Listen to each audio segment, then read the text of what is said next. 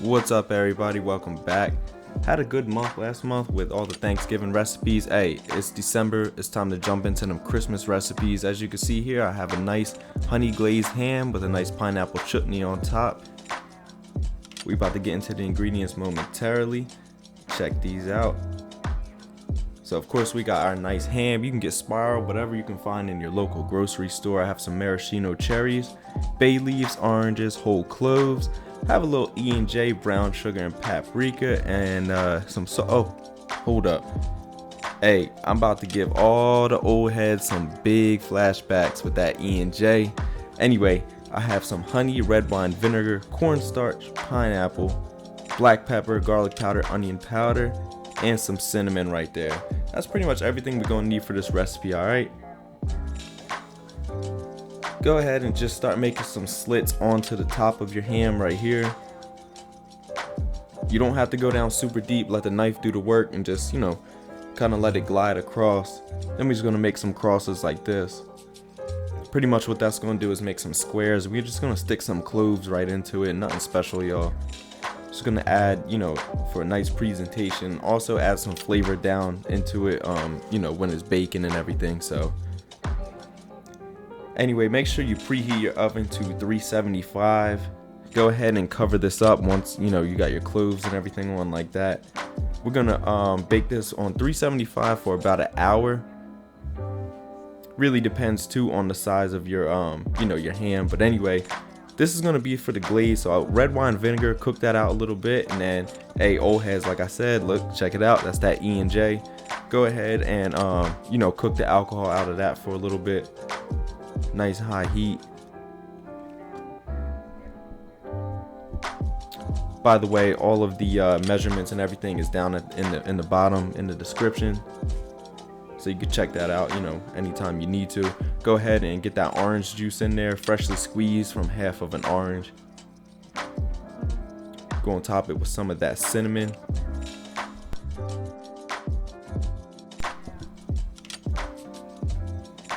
Letting that cook out. Now I'm gonna hit it with about 2 tablespoons of the brown sugar right here.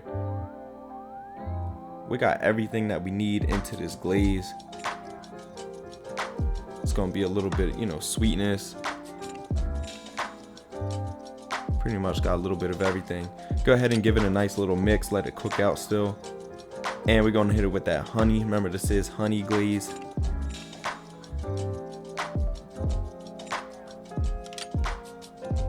You can see that everything's pretty hot right there. Go ahead, give that a nice little mix too. Get everything combined in there. I'm just gonna bring it up to a nice little simmer like this. Nothing too crazy. Let it simmer. That's what I'm looking for. And once it starts to bubble like that, I'm gonna give it a nice little mix again. And you know what? That's pretty much it, y'all.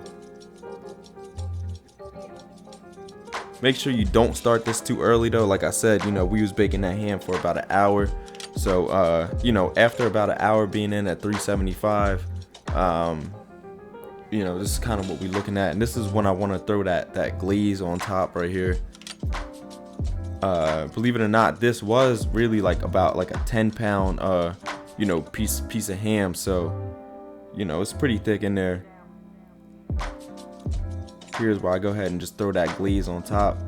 Again, if you've seen the yams video, it looks like it's not a lot of sauce, just like in the yams, but trust me, once it starts really baking down and everything, that heat really hits it. You'll see in a moment, it really expands and turns into a lot, just like here. So hey, this was another half hour in there. This time, we took the foil off and it's uncovered. I want to go ahead and baste this now about every 15 to 20 minutes. So pretty much it took almost about another hour or so, but you see that it's getting some serious color on there and everything.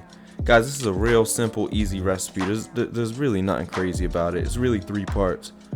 We just got the ham. Oh, and hey, look, y'all thought I wasn't gonna be drinking tonight. Hey, I'm with y'all old heads.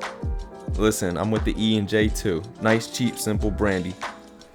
Anyway, like I said, it's just 3 parts. We got the ham, we got the glaze, and then that pineapple chutney that I'm doing right here. So just go ahead and get your diced pineapples. like Rick Ross said. We're not using Ciroc though. So, you know, now I'm just seasoning salt, pepper. Got that garlic powder and onion powder. A little bit of cinnamon too. Maraschino cherries are in there. This really just takes your ham to a whole nother level once you top it with this, I promise you. If you want, go ahead and throw a little bit of spiciness in it. I didn't, but you can throw some pepper flakes, some chili powder, you know, cayenne even, whatever you want. Hit it with that red wine vinegar, and I'm just using some paprika to give it a little bit of smokiness. You know, chutneys originate from India, and you know, usually use a lot of herbs and spices or whatever, but I'm just hitting it with some brown sugar. The only fresh herb I will use, you'll see right after I get done mixing it up right here, I'm just gonna throw a bay leaf in there. You know, once it really starts to simmer and everything, just gonna give it a little bit of time, y'all. Now we're gonna thicken things up. I'm just using a little bit of water with some cornstarch in there. You know, that really you know, thickens whatever type of glaze or whatever you're doing up. As you can see, looking like that. If y'all like what y'all seen here so far, guys, and you rocking with me until this part of the video, don't forget to like, subscribe, and hit that bell. Also share. Go ahead and follow me on Instagram as well. I got all the links down below in the description. Beautiful color we got on that ham right there. I'm really loving the look. Now we're just gonna go ahead and do the finishing touches as we plate it up. I cut a nice little piece off, and one more time I'm just gonna throw a little bit of that sauce and everything on there, and then we top it with that pineapple chutney like I said. Guys, this is truly like the ultimate Christmas you know, plate right here. Just a little bit of greens on top, and hey, usually I go in and go for a try, but no pork on my fork, you already know that. So look, it's just looking beautiful. I had somebody else taste test it and try it out, so trust me though, it is delicious. Try it out for yourself, guys. Don't forget to like, subscribe, and hit that bell. Share. Thank y'all for watching once again.